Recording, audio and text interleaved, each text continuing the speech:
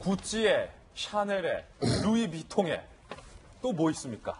이름만 들으면 뭐 수천만 원대를 호가하는 고급 명품들이 즐비해 있는 가게. 북한 평양의 모습입니다. 오늘 저희 동아일보가 취재한 결과 싱가포르가 금지된 사치품을 북한에 몰래 유입해온 것으로 드러났습니다. 저희가 준비한 첫 번째 도입국 신문입니다.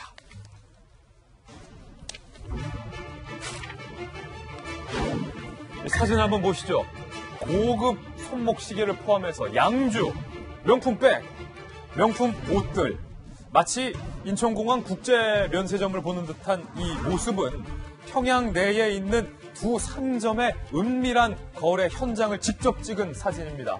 외신에 의해서 공개된 북한 내의 북새상점과 보통강 류경상점, 평양에서 아주 갑부들, 고위층들만 달러 뭉치를 들고 와서 이런 명품을 구입하고 있다라는 건데, 문제는 정성희 위원님, 이거 유엔 안보리 제재로 구찌, 샤넬 이런 사치품들 들어가지 못하게 금지되어 있고 다 막았는데 이거 도대체 누가 몰래 반입한 겁니까? 싱가포르의 한 무역회사가 노동당 39호실, 비자금을 만드는 곳으로 알려져 있죠. 거기랑 오래 거래해온 싱가포르의 한 업체가 이렇게 몰래 평양에 두 군데의 상점을 운영하고 있는데요. 저 코스는 지금까지 다 알려지지 않았던 것이 평양의 일반적인 관광객 코스에서는 빠져 있고 대로변에서 벗어나 있어서 뒷골목에 위치하고 있다고 합니다. 딱 걸렸군요, 그러니까 동아일보한테. 아는 사람만 알고 찾아가서 지갑을 여는 그야말로 VIP 고객을 위한 그런 건데. 야마하도 뭐 명품, 악기 중에서 명품이에요. 고급. 야마하 밴드 드럼이 있더라고요. 그래서 저 배치 자체도 그 고급 공항에 어떤 그런 것처럼 배치를 해놓고 오랫동안 운영을 해온 걸로 봐서 이 싱가포르 업체가 오랫동안 유엔의 그 무역 제재를 피해서 이런 걸 보내고 있었다 하는 걸 알 수가 있고요. 지난번에 우리가 단동에 있는 홍상그룹이, 중국의 홍상그룹이 중국에서 그 전략 물자를 갖다 몰래 보내다가 이제 걸리지 않았습니까? 근데 이거는 이제 그 전략 물자는 아니고 사치품인데요. 이렇게 눈을 피해서, 유엔 제재 문을 피해서 이런 거래가 계속 있었다는 걸로 봐서 지금 현재 이런 식의 방식의 밀수나 다른 방식을 통한 이런 것들이 계속 오고 갔다는 것은 어쩌면 굉장히 무역 제재에 관련해서 구멍이 많다. 별로 북한이 유엔의 무역 제재에 대해서 어찌하면은 별로 두려워하지 않다. 그 나름대로 경제가 돌아가고 있다 하는 그 반증인 것 같아서 좀 걱정스럽습니다. 걱정스러운 대목입니다. CNN도 이렇게 보도를 했습니다. CNN 보도 내용 함께 보시죠. 싱가포르와 말레이시아 같은 잘 알려지지 않은 무역 통로가 존재를 한다는 겁니다. 모두가 북한의 최대 무역 파트너인 중국에 관심을 가질 때 사실 뒤로는 싱가포르, 말레이시아 같은 잘 알려지지 않은 무역 통로도 존재하고 있었다. CNN도 깜짝 놀란 대목인데, 또 북한에 대해서 전문가이신 김부식 교수님, 스코틀랜드 위스키, 조니 워커 골드, 블루만 하시는군요. 조니 워커 골드 라벨, 이거는 뭐 한 병에 수백 달러를 호가하는 명품 술인데 이런 것들이 지금 싱가포르 무역회사를 통해서 계속 북한에 들어가고 있었다는 거예요.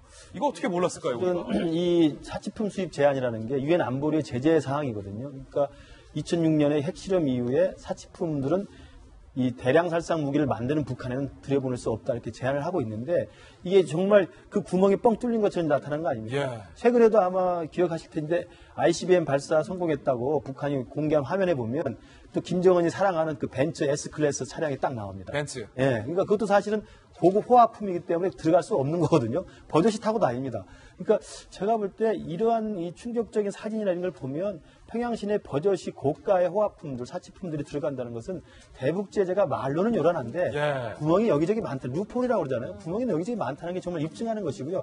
또 하나 눈여겨볼 건 싱가포르라는 나라면 싱가포르 나라는 도시국가이기도 하고 중개무역을 하고 자유무역지대입니다. 그러니까 사실은 북한이 몇 단계만 건너서 유장을 하면 싱가포르라는 나라를 통해서 다른 나라에서 수입하는 걸 굉장히 수월하게 할 수가 있어요. 그래서 김정은이 가장 또 애지중지하는 지역 중에 하나가 원산인데 원산이 자기가 태어난 곳이고 자란 곳이기 때문에 원산을 지금 대형 복합 리조트로 만들려고 원산 특구 계획이라는 것을 굉장히 추진하고 있는데 원산에 대한 복합적인 계획에 가장 관심을 갖고 있는 나라가 또 싱가포르입니다. 아, 그렇습니까? 싱가포르 수십억 달러 투자 소문도 많고요. 그래서 정말 싱가포르라는 나라가 북한 김정은 체제에 들어와서 또 하나의 북한의 주요한 자금 통로가 되고 있지 않는가 이러면서 참 안타깝게 생각합니다. 얼마 전에 김정은이 직접 자기의 목소리로 우리 뭐 중국과는 이제 볼 일 없다 이런 얘기했는데 이런 싱가포르 같은 게 있으니까 민원 구속이 있기 때문에 그런 말을 한 건가요? 여기저기 빠져나갈 구멍들을 많이 갖고 있는 거죠. 예. 그 부분에 대해서 이번에 드러났기 때문에 국제사회가 다시 한번 경각심을 갖고 제재가 말로만 제재가 아니라 실제로 효과가 있도록 노력을 좀 해야 될 것 같습니다.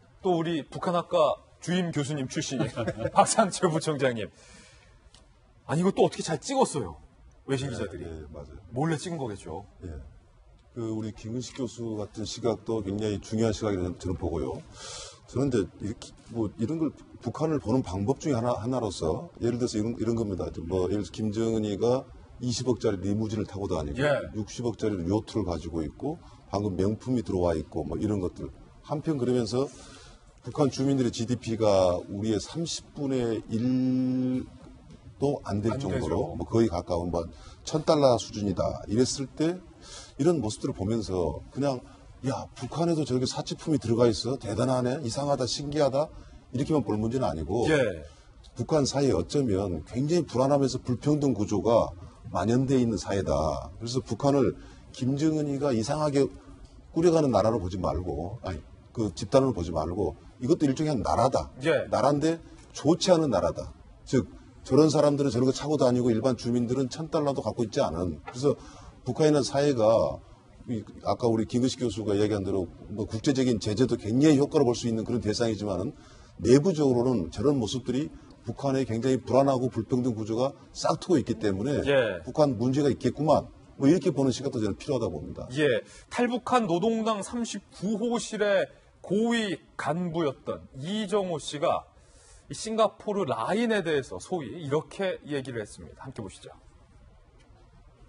북한이 90년대부터 싱가포르 라인을 운영했고 사실 지금도 활용 중이다.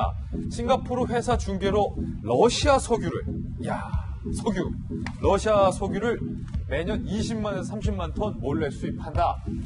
고위 탈북자죠. 노동당 39호실 김정은의 비자금을 담당하는 39호실 출신의 이종호 씨가 말을 한 거기 때문에 국제사회가 싱가포르 은밀한 라인도 한번 주목해서 볼 필요가 있다라는 시사점을 오늘 동아일보 일면 보도를 통해서 확인해봤습니다.